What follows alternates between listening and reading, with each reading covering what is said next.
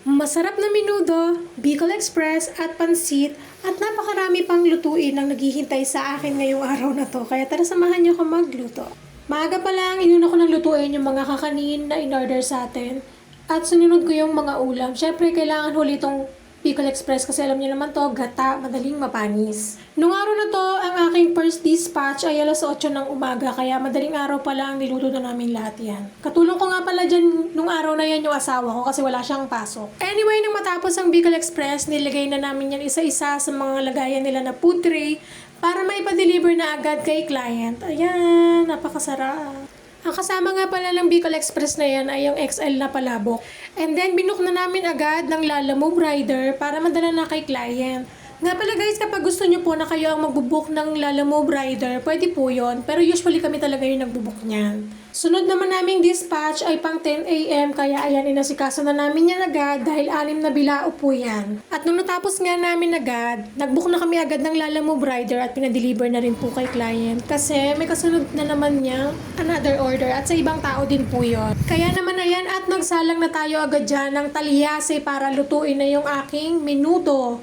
Ang aking bestseller na menudo. Iba-ibang way ang pagluluto ng menudo, pero ako ganito ako magluto ng menudo. Piniprito ko muna yung mga gulay bago ko igisa yung mga bawang sibuyas, kamatis, tsaka yung tomato paste. At yes, ginigisa ko po ang tomato paste dahil yun po ay nakakatulong para malis yung asim niya. Anyway guys, ito nga palang aking menudo ay napaka-bestseller po talaga sa akin. Kasabay niya ng kare-kare at ang Bicol Express. Nung natikman nga nila to, ang gusto nila magtinda ako ng nakalagay sa tab.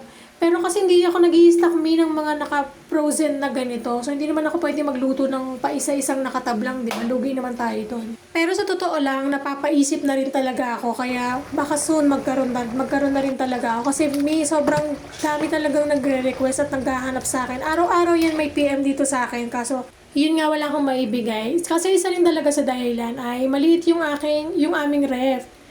Kaya hindi ako makapag-stock talaga. Pag na-upgrade ko na po yung aming ref, ayan, makakapag-stock ako. Nako, magsibili talaga kayo. Pag baka mamaya hindi naman kayo bumili, kaloka kayo ha. Pero syempre, alam ko naman na mabibili yan dahil tiwala naman ako sa aking luto. Ayan, nakikita nyo naman kung gaano yan kasarap. Dahil hindi yan tinipid sa mga ingredients. At ayan, natapos ko na yung menudo, kaya sinunod ko na dyan yung puto with salted egg. At sinalin ko na lang muna tong menudo sa lagayan.